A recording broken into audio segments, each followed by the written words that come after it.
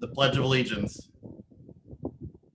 I pledge allegiance to the flag of the United States of America and to the republic for which it stands, one nation, under God, indivisible, with liberty and justice for all. And now the national anthem will be played by the RCC concert band.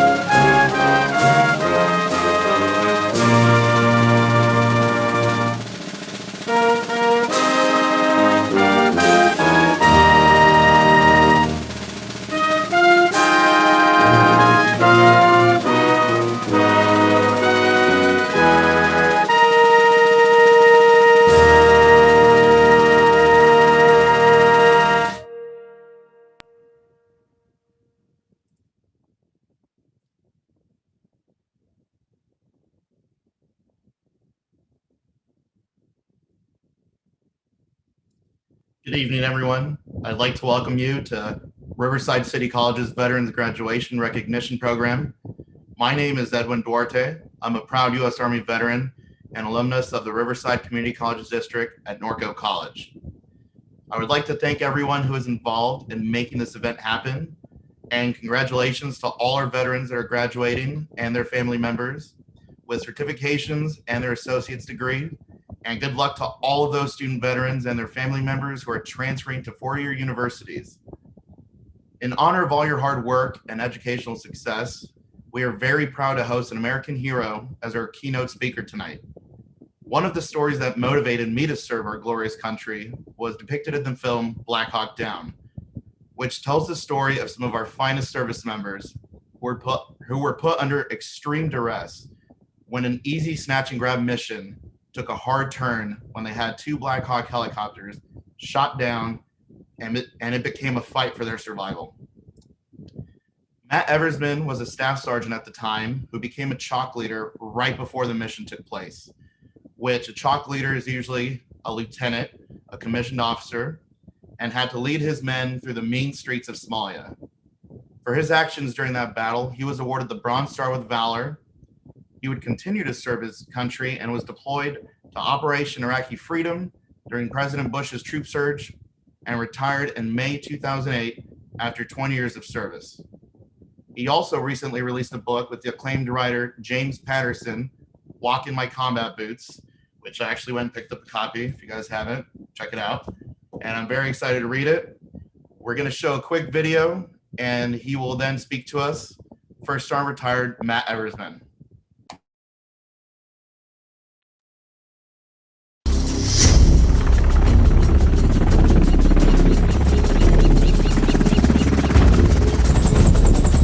Sergeant Eversman, you really like the skinnies?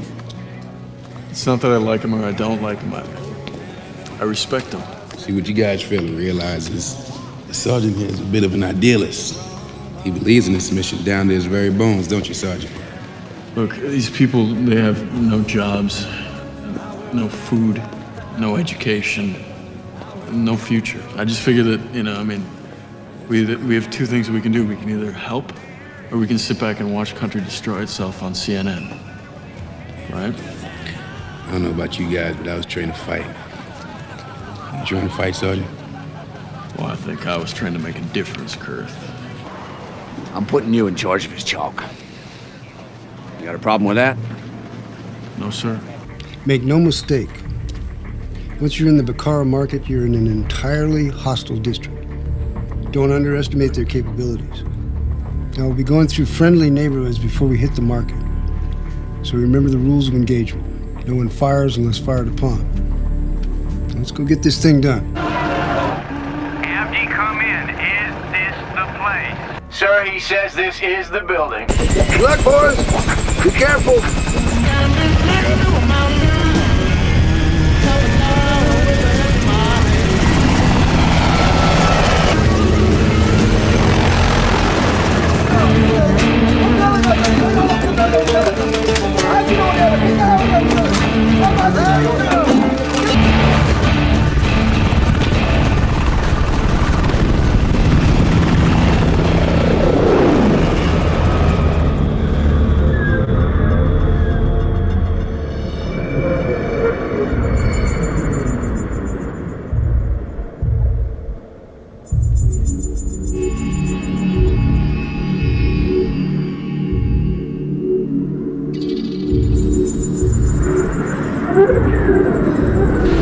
Why are they burning tires?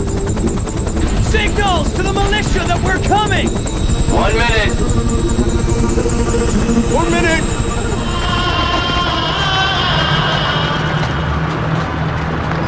GP, 1 foot.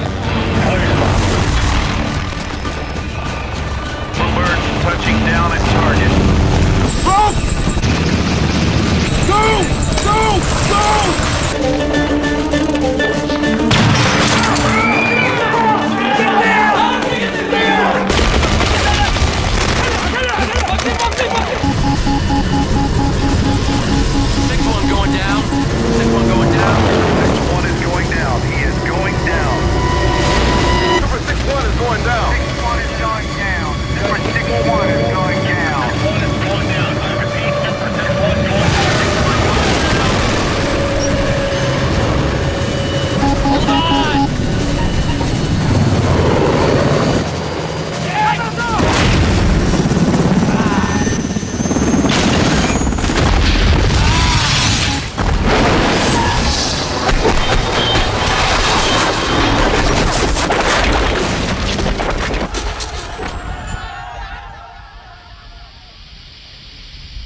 got a Black Hawk down. We got a Black Hawk down. What an amazing, awesome night. And I must admit, as much as it is such a pain for all of us to do one more Zoom virtual conference and get together, I have to say you all have absolutely crushed it tonight. First of all, I have to say the introduction with the pledge and the national anthem was absolutely fantastic. Just loved it. I love to hear the anthem anyway, but to put it all together tonight through this technology and still get it that stirring, my hat's off to everybody involved, to the interpreters who are doing this. This is, again, just an amazing evening, and I thank you all for having me. And let me kind of be a part of the night before you all get off to your next mission. And and I say that in all sincerity, folks, every single one of you. We are at a time in history where we need to celebrate big wins. Plain and simple, we need wins. We got so much bad news all around us all the time, whether it's coming from overseas, where you all know our brothers and sisters are still in the fight, to just the daily routine where we're bombarded by overwhelming bad news, it seems, all the time. And to have a little bit of an evening together, even though we're separated, to celebrate your wins is just awesome. And I'm so fired up to do it. I get tears in my eyes thinking about this. So I hope that maybe next year I can come in person and do it.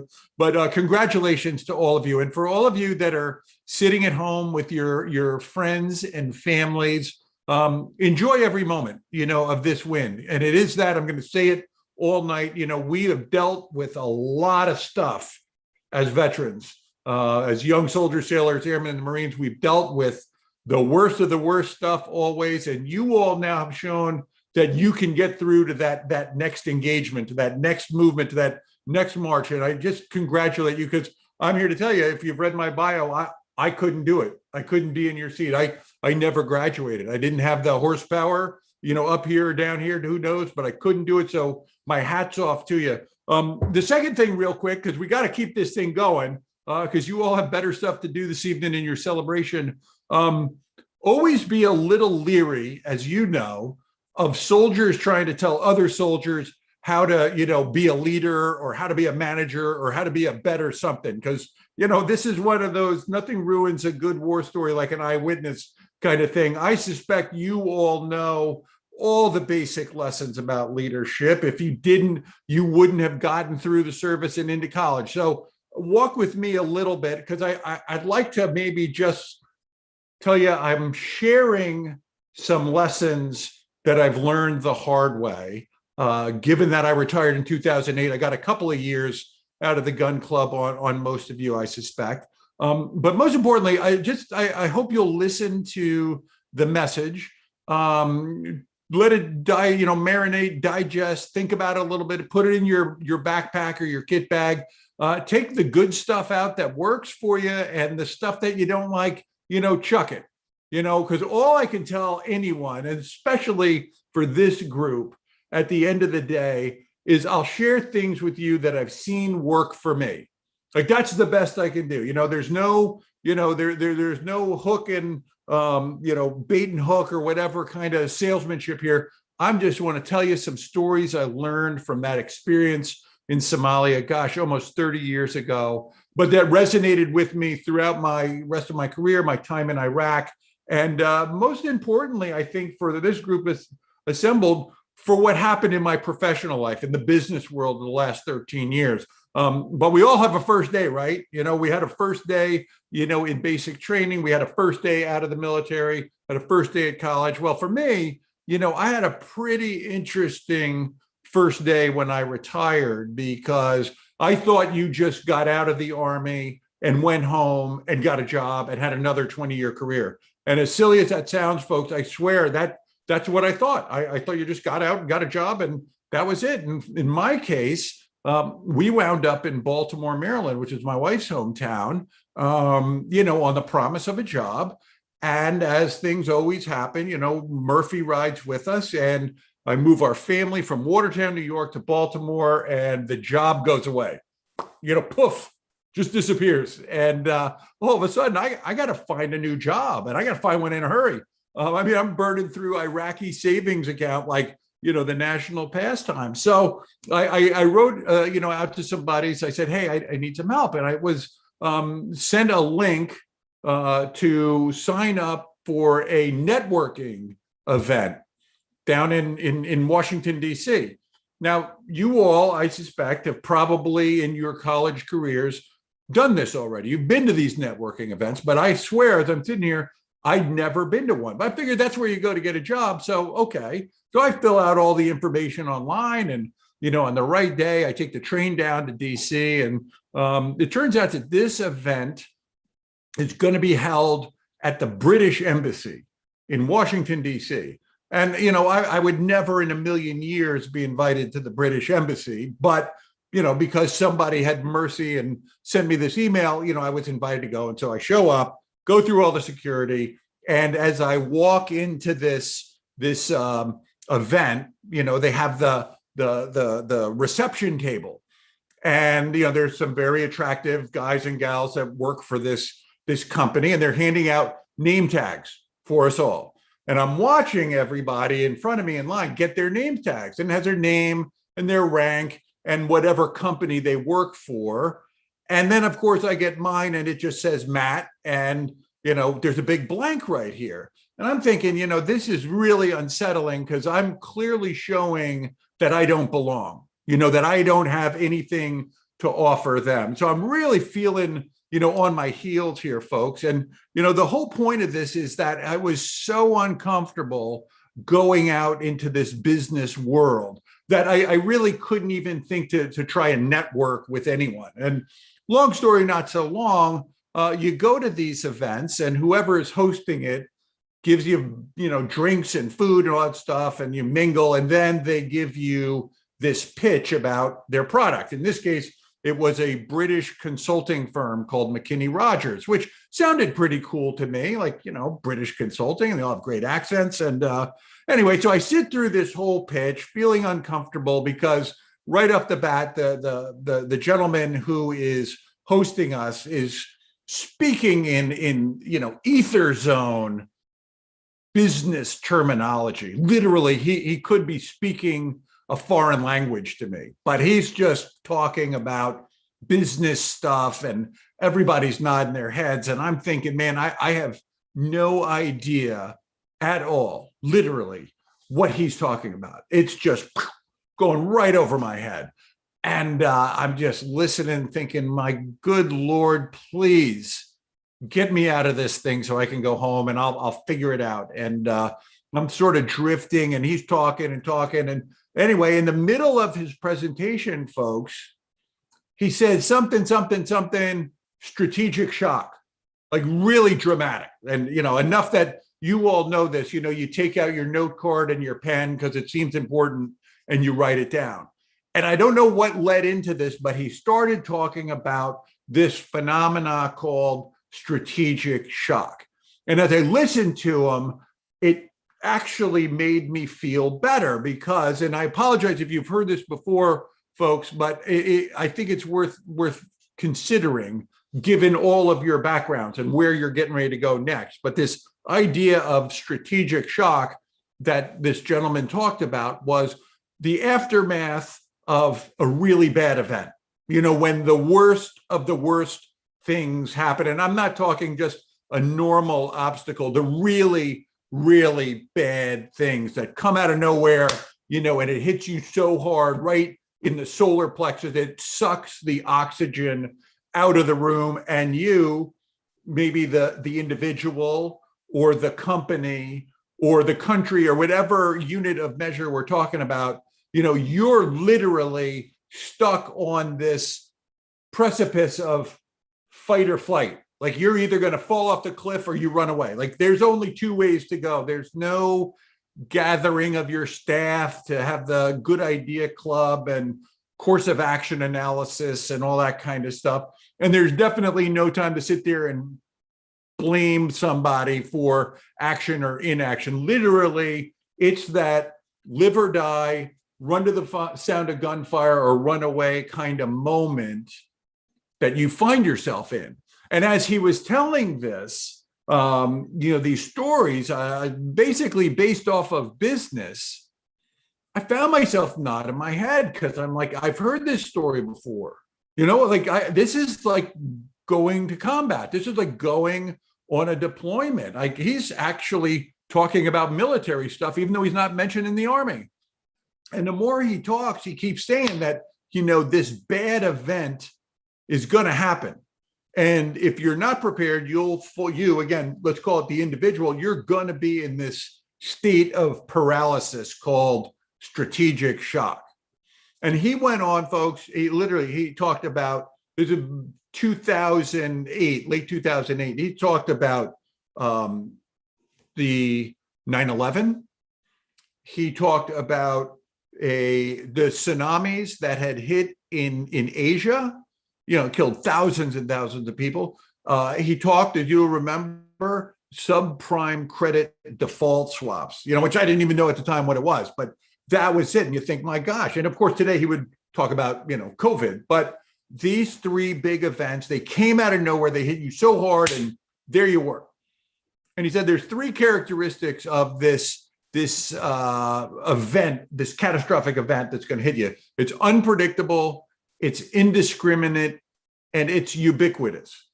Now, a lot of syllables in ubiquitous, and Marines, you'll just have to look that up and figure it out. But basically, it comes out of the blue, it hits you hard, and you didn't see it coming. Like, that's it. I love you, Marines. My brother's a Marine, but I couldn't help myself. But that's it. And I'm like, my goodness, this is anybody's experience on deployment. This has happened. This happens on almost every mission sometimes, but particularly given my experience in Somalia, this was it. And of course, he goes on to say it's not a question of if it's going to happen, it's when it's going to happen. And I'm sitting there just thinking, my goodness, man, this guy, this hotshot businessman is absolutely just describing the military experience. And it was that moment that I realized, you know what, I think I actually do have something to offer. I don't know what it is exactly, but I do think I've got something to offer, because all these hotshot business people are nodding their heads and trying to figure it out. And I'm like, I've already lived it. And I don't mean that pat myself on the back as much as, I've had this experience.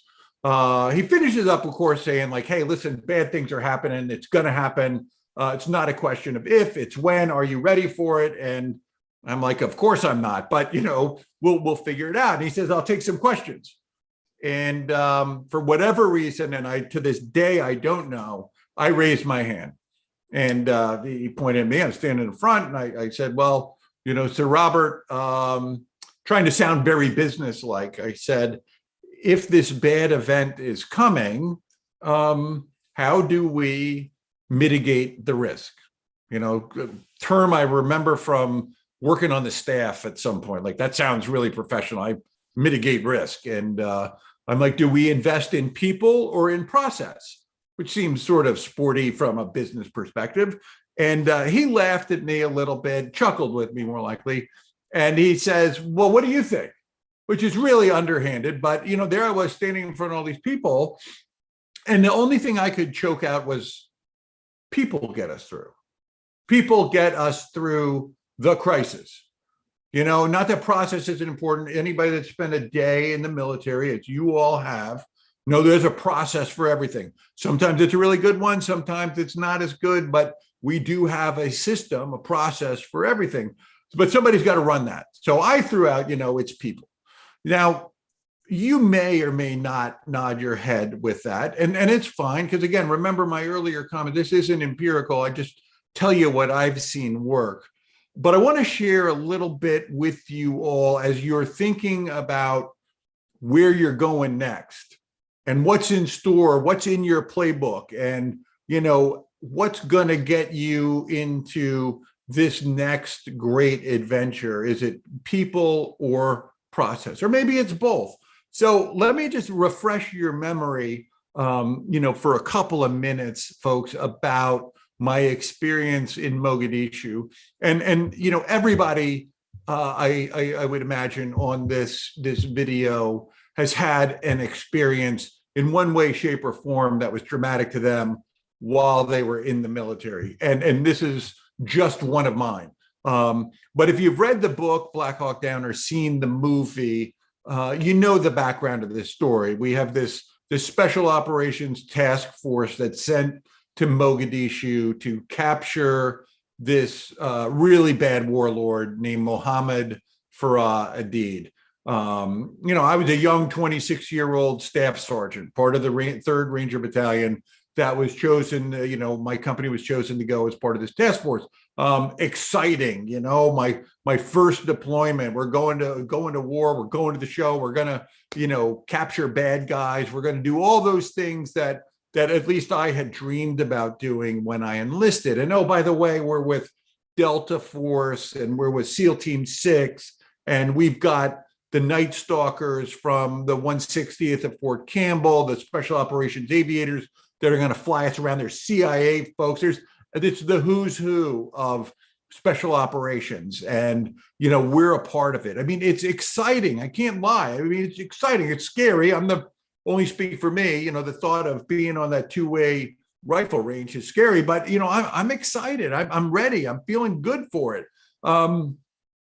Story for another day of everything that happened from the end of August till October. But to drill in, at the end of September of 1993, we'd been in country for about a month and a half, had been in a couple of firefights. We'd answered that question of how we'd react, had our TTPs down. We'd rehashed and refreshed, rehashed, retooled and edited all of our plans so that every time we went out, we would do it a little bit better. And everything's going well. We've got steam, we've got momentum. And when you're on the team and things are going well and it's only going to get better, that feeling, that's how it was for me and Task Force Ranger, I thought. September, call it the 27th of 1993, I wake up and my boss's cot, we're living in this big airplane hangar, but my boss's cot is empty. I'm like, that's odd. Literally overnight, he had been woken up, called to the operations center and told to pack his bags. His mother was ill. He got a Red Cross message. Life happens. You've all probably experienced something like it. It happens. And so when you're in my position, the 2IC, the second in command of our helicopter, all of a sudden you become the OIC, the officer in charge. The movie makes out kind of this big dramatic transfer of command, but it really was about a 5-second exchange where the commander, just said, hey, you're in charge, don't mess this up, and off we go. And sure enough, 2 days later, we get the alert to go on this mission in the middle of the day to capture 2 of Adid's top guys, really bad guys. I mean, blacklist dudes. They got a playing card with their face on it, kind of thing. Like we're going to go roll these guys up and call it a day. And oh, by the way, Adid himself might be there. Sergeant Eversman, you guys are going to fast rope in. The helicopters can't land, so you're going to slide down ropes. The northwest corner of the target building. There you go. I mean, it was just like any other mission. Go out, brief the boys. We go pack our stuff, get our gear ready. As this story goes, the spies see the bad people in the target building. And so we run out to the helicopters and launch on this mission. 19 helicopters take off from Mogadishu to the target. It's about a 3-minute flight.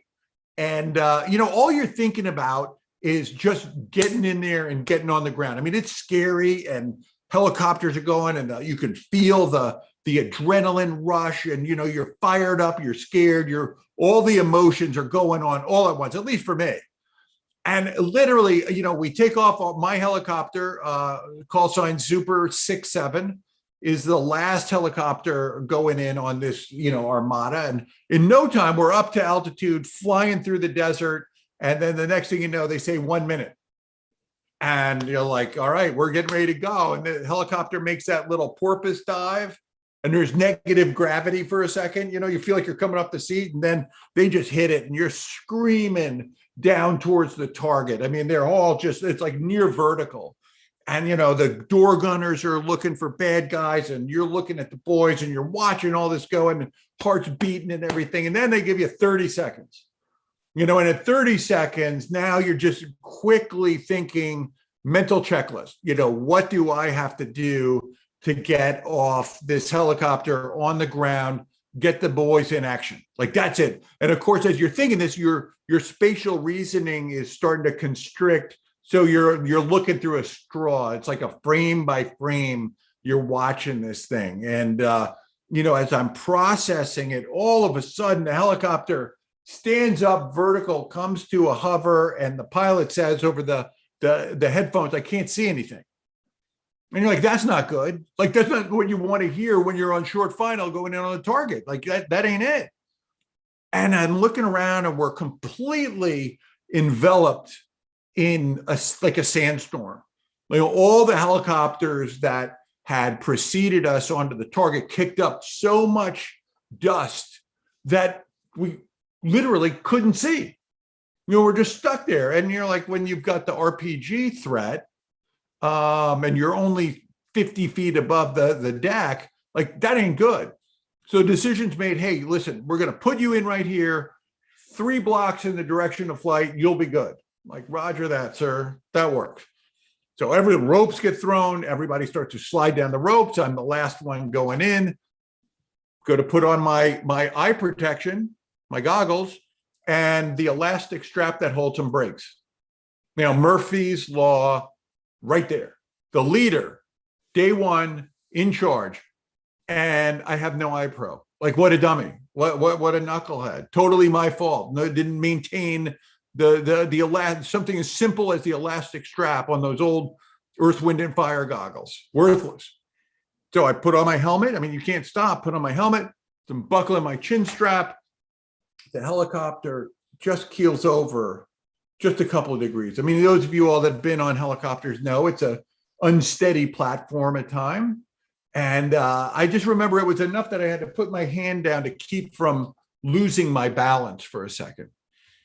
Don't think about it. Put on your gloves, grab the rope, start to slide down like a fireman, and just hoping I can just get on the ground so we can start our mission. And of course, by the time I get down to the ground, as I open up through the sand below me, I see one of our soldiers, one of my young Rangers, lying on the ground. And I think, my gosh, he's already been shot. We're in a firefight.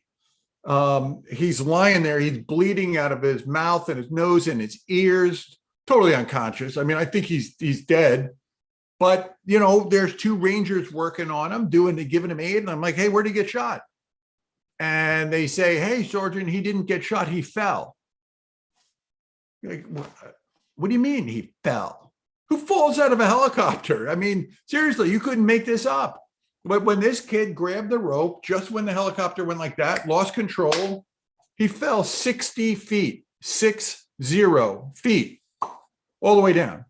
And he's still alive. Like, he's still alive. Amazing.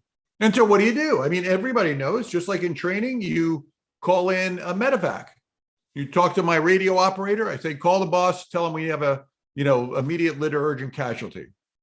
And my radio guy turns to me and he says, Sergeant Eversman, I can't transmit. I can only receive. 3 minutes and a half ago, 3.5 minutes ago, you did a radio check on the helicopter and it worked fine. And now all of a sudden, here we are and you can't talk. And so as I'm sitting here in the middle of this 4-way intersection, folks, in the middle of Mogadishu, we've got wrong spot, immediate litter urgent casualty, no comms, no communications with the commander. And now I realize we're in a direct engagement with the enemy in our west, our north, and our east, in 3 directions. And all of this happened in about 25 seconds. I mean, just like that. And I tell you all, and I hope that none of you all have ever been in that kind of a dramatic crisis as a leader, But I can tell you, I was not only scared, I was frustrated because there were 4 problems I was trying to solve all at once. And I couldn't do it. I just couldn't. And of course, it's all amplified because we're in combat, and there's a life on the line. And, the drama of all that comes at it. And I don't know how long I stood in the middle of the street. It probably was only a few seconds, but it was long enough for me to think, I don't have an answer and I'm in charge. And that's not good. This is something that's got to be fixed. And I remember just something caught my attention. And I'm literally, folks, this is 25-meter firefight. I mean, they're 75 feet away in all 3 directions. And all the, it's pretty hairy. And as I'm looking around, I'm all of a sudden noticing that all of the Rangers with me are totally engaged with the enemy. I mean, thankfully are engaged, but they're engaged with these bad guys, and they're doing exactly what they're supposed to do. And I haven't given them one word. I gave them no guidance. The last thing I said to anything was 30 seconds. And my 2 young sergeants, my 2 young team leaders, James Delsher and Casey Joyce, 22-year-old sergeants, they were just bringing it to the enemy. And that's when I realized, hey, we're going to be okay. We're going to get through this all right. And so from this point, folks, and it's not so much about the whole, there I was in this firefight, as much as, bad things happen so rapidly, so quickly, so out of my control, unpredictable, indiscriminate, and ubiquitous, that here we are stuck. And we're actually perilously close to this thing they're calling strategic shock. At least what Sir Robert Fry was saying was strategic shock. But when I see these people, these young Rangers in action, all of a sudden I'm like, hey, Matt, you know what to do. You're a leader. They're doing their job, you do yours, and your job is to be a problem solver. And this is a very simple one to do. Prioritize loss of life. Take care of that first. You don't have comms with the boss. If they can't come to you, you go to them. The greatest part of the movie, if you ask me, I tell Sergeant Joyce, who's my Aiden Litter, team leader, come over here. He comes running over in the middle of the firefight. What do you need, Sergeant? Literally, just what do you need? Get your men together, get Blackburn on a litter, take him 3 blocks down to the target building, give him to the commander, tell him our radio doesn't work, and that's all. And all he did was just give me the thumbs up and said, Roger that. I mean, you can't make it up. It seems like Hollywood, but that's exactly it. I didn't tell him how to do it. I didn't give him any more guidance. It was just like, here's a task, make it happen. Roger that. So Joyce and his men, they put Blackburn on this litter.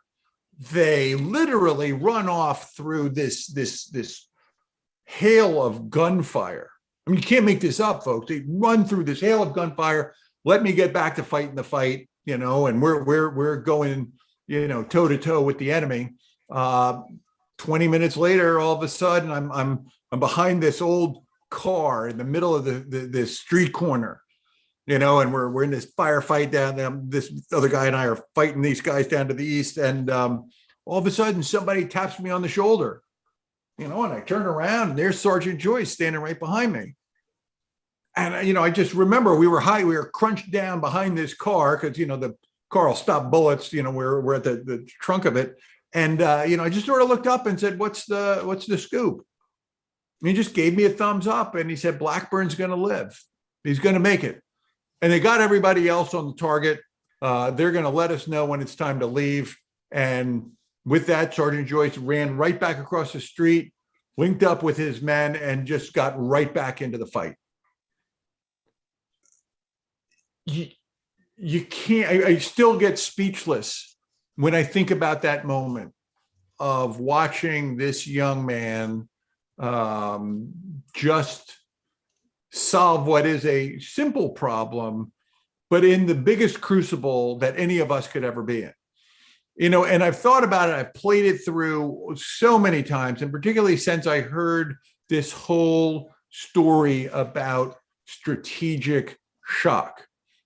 And I've often wondered, why is it that we didn't become paralyzed, literally? And when I say we, not just Chalk 4 in my position, fight with you, again, read the book or see the movie, it was happening all around the battlefield. Everybody was engaged. We were in a 360-degree firefight, basically. And not one of us ever, gave up. And it wasn't just out of, brute force and tenacity. There was something else to it. And I used to say to folks, early on when I retired, if I was telling any part of the Black Hawk Down story, and they're like, oh, I could never do that. I'm like, yeah, you could, you just take action. That's all you do. You just keep momentum. You just do it. Every other little cliche that we have in the military about, moving forward, that's what we do. We take action, that verb. And I thought, over time, I'm like, but what does that really mean? And particularly in the business sense, and I'm not trying to make this any more complicated or any deeper or, any more profound than it is. But I did find that business people never quite could gather what this action piece was. Matt, how do I do that? How do I train myself to, make not only that decision, but to get the ball rolling, so to speak? And I'm like, what does that mean? I hemmed and hawed, and I thought about it quite a bit, over years. And it dawned on me, it was one of those like 3 o'clock in the morning kind of eureka moments. What is action? Action is a verb. And this is really where I just want to drop off to you all from my experience, the piece for you to remember as you begin this next part of your journey. Because every one of us has a war story. Every one of us has a military experience. Generally speaking, they've all been successful. So you've kind of got an idea about getting through. So just footnote here for a second, telling you what worked for me and what this action thing actually means for me. Because like Sir Robert said, bad things are going to happen. The unexpected is going to happen. Hopefully it's nothing personal to anybody here or your families. Hopefully it's just sort of work related, but something bad is just on the horizon. And it's not a question of if it's going to happen, it's when. And so when you find yourself in this paralysis or hovering on this paralysis of strategic shock, you take action. What does that mean? Well, the first thing it is, if you look at the word action, ACTION. If I had a whiteboard and I was that creative, I would draw it up for you. But you're smarter than I am. You figure it out. You're college graduates now. That's three things. There are three parts of action. The first thing is you must act independently, always. No matter what your role is in any organization, you have to consider the fact that you'll be like Chalk 4 and be stuck in the wrong spot, pinned down by the enemy with no help coming. You've got to be prepared to figure it out yourself, which means you've got to plan on being independent. Now, I'm not saying, be seditious and treasonous to your boss and, your next employer and just, go off the rails and be a rogue renegade. By clearly not that. But you've got to have the mindset that no help is coming for you ever, that you've got to figure it out. And what does that mean? It means you're going to have to find a mentor. You're going to have to take it on yourself to really learn, the routine and the systems and the processes. And, you can't wait for someone to tell you, in training what you're going to do when you're in battle, so to speak. You've got to go out there independently and you got to figure it all out on your own. Hopefully you're in an organization that's going to help you, but I would challenge you that if you have this mindset of always acting independently, you're ahead of the power curve. That's the first step. You are ready to face it and do it yourself. And the second thing is you have to act organically. Think about what organic means. It means authentic to yourself. You can't fake it. None of us can. We can fake it for a little bit, but we really have to be authentic, our best authentic self. You know what? If it's something as simple as, admitting a weakness to somebody, then so be it. Because you don't want to lie to somebody and then get caught in a jam because you can't deliver.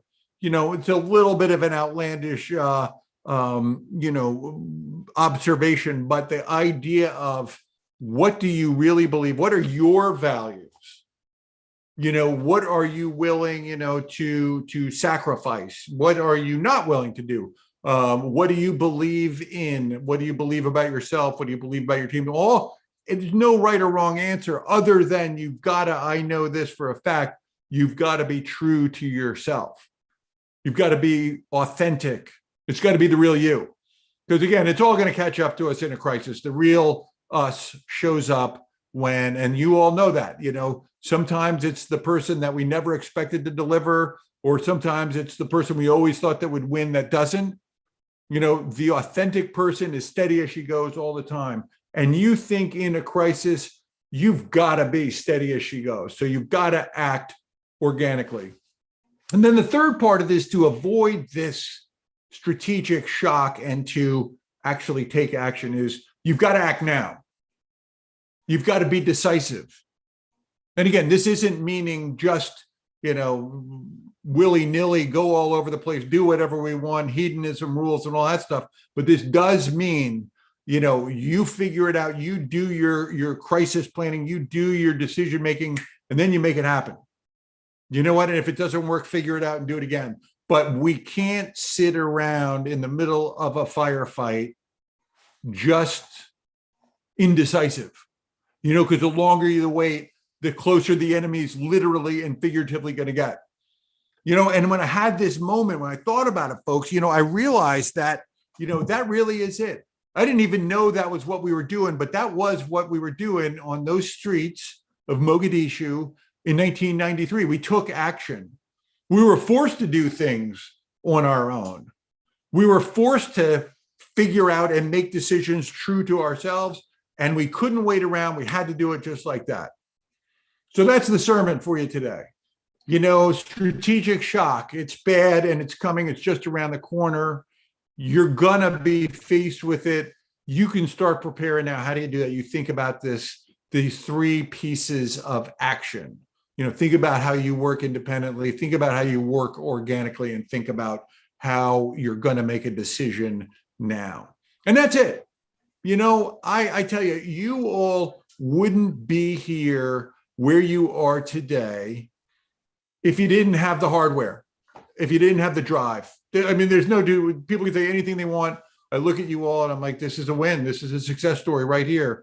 If anyone could do it, they would, but they can't. So you all did that, and you all have it in you. You've done this before. You've probably done more than in your military experiences than I did 30 years ago. There's no doubt about it. And all I can say is I hope that you will continue, to bring it to the enemy, so to speak. I hope that you will continue to remember the lessons that you learned the hard way. A lot of blood, sweat, and tears have gone into your careers to get you where you are today. And, maybe a little selfishly, I hope you'll take something that I've brought out to you today to think about, because when it does happen, and it will, we all know this is something bad is just around the corner. I hope you will take that action. I hope you'll remember the mottos of our task force, and that is free the oppressed, Night Stalkers don't quit, and Rangers lead the way. God bless you all. Congratulations. Give your families a hug. Enjoy the night, and cheers to you. Thank you. Thank you, First Sergeant, for words of encouragement and for being here tonight. At this point, we would like to open up the chat for any questions you might have for First Sergeant Eversman. I have no questions at this point, Sergeant, but we have a lot of individuals saying thank you for your service and sacrifice. Appreciate it. Absolutely. Well, enjoy the evening. Thank you for having me. Thank you, sir.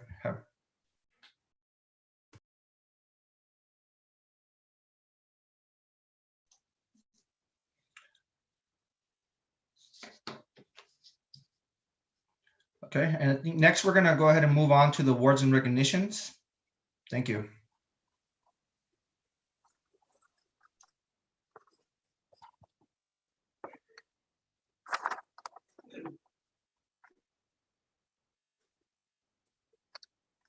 Thank you again, First Sergeant Everson, for your keynote address.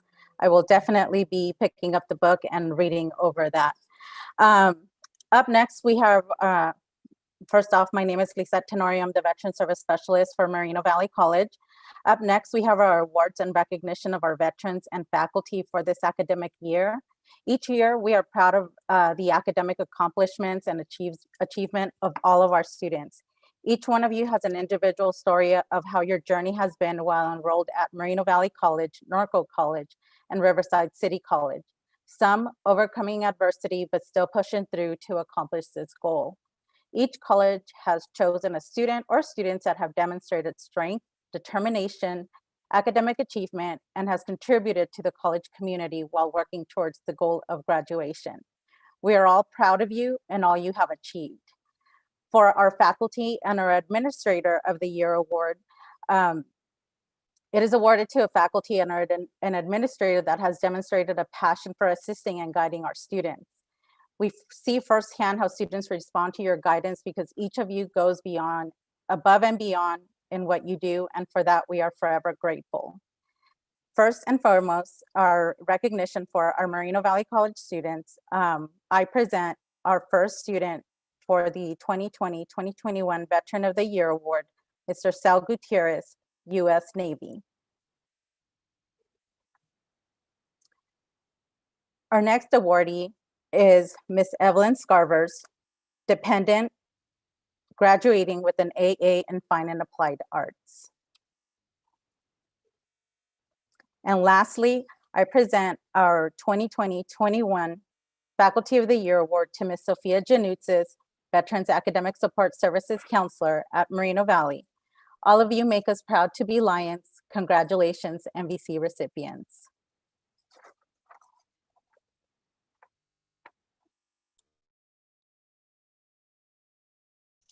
Hello, everyone. My name is Eric Betancourt. I am a certified official at Norco College and also a counselor. And next, we would like to introduce Norco College Student Veteran of the Year. Would be Mr. Edwin Duarte, Jr., U.S. Army Veteran, Student Veteran of the Year for the year 2020 and 2021. Congratulations, Mr. Edwin. We're really proud of you. Next, we would like to recognize the Faculty Veteran of the Year for Norco College for the year 2020-2021. It will be Mr. Professor Andy Robles. Thank you, Mr. Robles, for all your help and dedication to our institution, to our student veterans. We really appreciate you, and thank you for everything you do for us.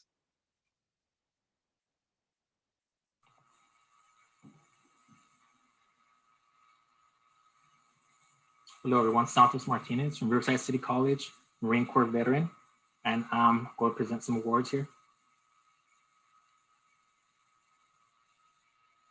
And first and foremost, my head work study, Linda Sue Butler.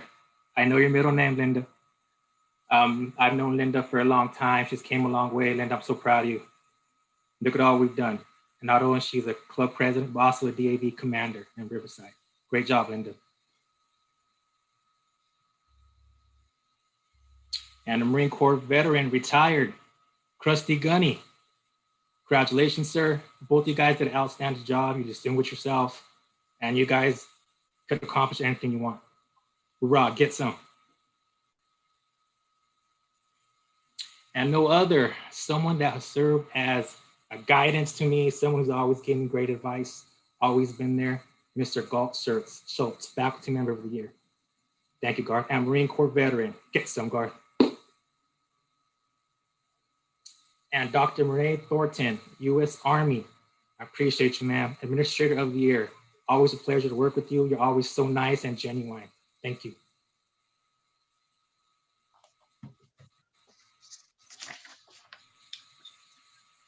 And now, we would like to introduce the Veterans and Dependent Class of 2021 for the Riverside Community College District.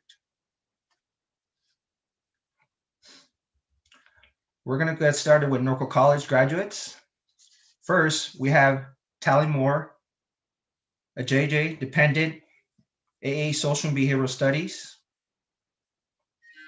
AA Psychology for Transfer at GETSI. Next, we have Noah Amaya Jimenez, U.S. Army veteran, AA Social and Behavioral Studies. Next, we have Crystal Bernal, Dependent, AS in Math and Science. Jarvis Colt, U.S. Marine Corps veteran, AS Business Administration for Transfer, CSUGE. Edwin Duarte Jr., U.S. Army veteran, Associate's degree for Transfer in History.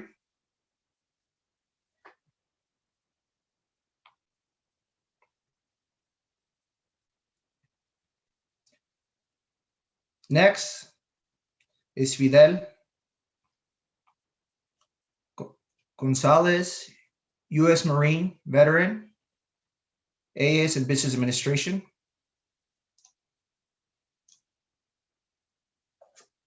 Daniel Miranda, U.S. Army veteran, AA Psychology for Transfer.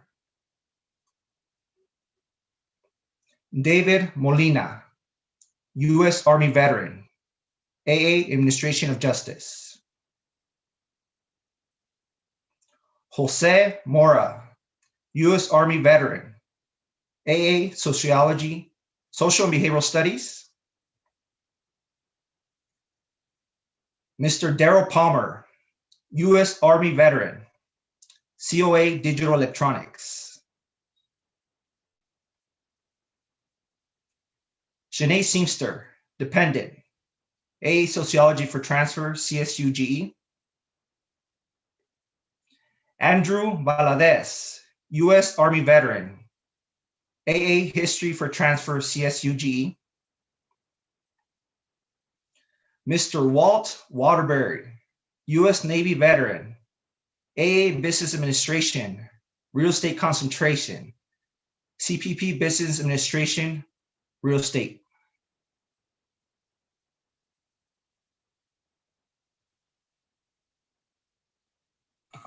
Hello, everyone. Now, Riverside City College graduates. Deshaun Berry, U.S. Army veteran, business admin accounting. Linda Butler, U.S. Army veteran, AS Business Management Accounting.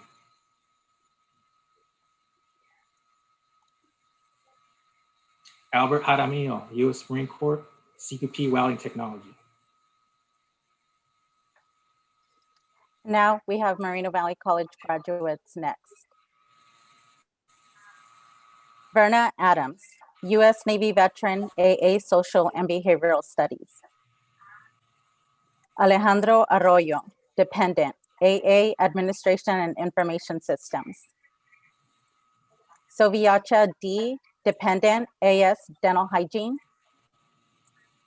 Catherine Garcia, U.S. Army veteran, AA Social and Behavioral Studies. Ingrid Gonzalez, Dependent, AS Business Administration with Marketing Concentration. Salvador Gutierrez, U.S. Navy veteran, AA History for Transfer. Gilbert Hernandez, U.S. Marine Corps veteran, AA Social and Behavioral Studies. Michael Payne, U.S. Air Force veteran, AA Social and Behavioral Studies. Ramon Rubin, U.S. Air Force veteran, AS Business Administration with Accounting Concentration. Daniel Rubio, U.S. Marine Corps veteran, AS, Administration of Justice. Christian Sanchez, U.S. Marine Corps veteran, AS, Math and Science. Evelyn Scarvers, dependent, AA, Fine and Applied Arts. And last, Mr. Eugene Woodall, U.S. Marine Corps veteran, AS, Business Administration with accounting concentration. Congratulations to the graduating class of 2021.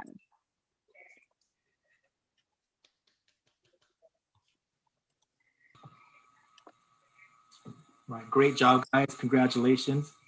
I have a couple more students that are not on the list here. We got Martha Santa Maria, transfer, U.S. Army, University of Redlands. Maria Mills, transfer, Riverside City College. Ariana Torres, transfer, Navy veteran. Elizabeth Marcel, Riverside, for transfer, Army veteran. And we have Daisy Arias, Army, transfer University. And Carlos Bernal, Riverside City College, United States Marine Corps, transfer kinesiology to UC Fullerton. Jarvis Cole, for shout out, you started at RCC. Good job, Marine. Now leading to the conclusion, guys. I want you guys to be proud of this time, but most importantly, congratulate yourselves. You guys put the work in. You guys jumped through the hurdles. You guys navigated the GI Bill when sometimes it seems unnavigatable. You have traveled a long way to get to this point. Think of everything you've been through, guys, and think of how much more you could accomplish. You have the ability to go as far as you want to. The choice is up to you. You have leadership traits. You know what it's like to work in a real team under pressure and still accomplish the mission. And you know how to love each other and respect each other. That's the most important.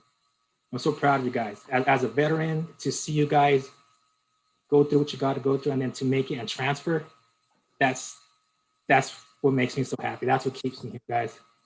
Thank you. You guys have the ability to go as far as you want. Remember that. And to the dependents, you're never forgotten. Wherever that service member may be, you're never forgotten. Congratulations and may they're proud. So be proud of yourself, guys. If you have any questions from GI Bill, home loan, anything, you guys know how to reach me, and I'm here for you. Congratulations, guys. You did it.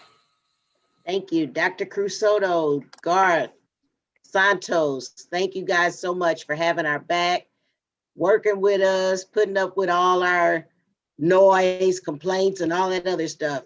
Thank you for just being with us and supporting us through our journey. I love you guys.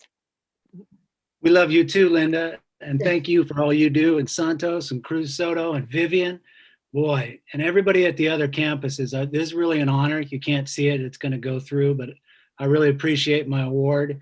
It's really, for me, it was because, I mean, I don't know why I got the award, but basically, why do I work for veteran students is because I was one of them. And at the end of the day, I'm doing it for me. So thank you.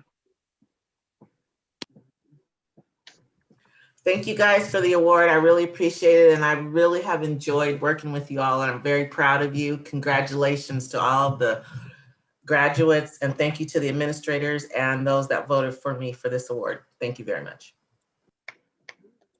Most important, I want to thank Lizette and Eric, certifying officials. You guys down to none of this could happen. Thank you. Right. Thank you. Thank you, everyone. All right. Thank you. Thank you. Bye. Okay.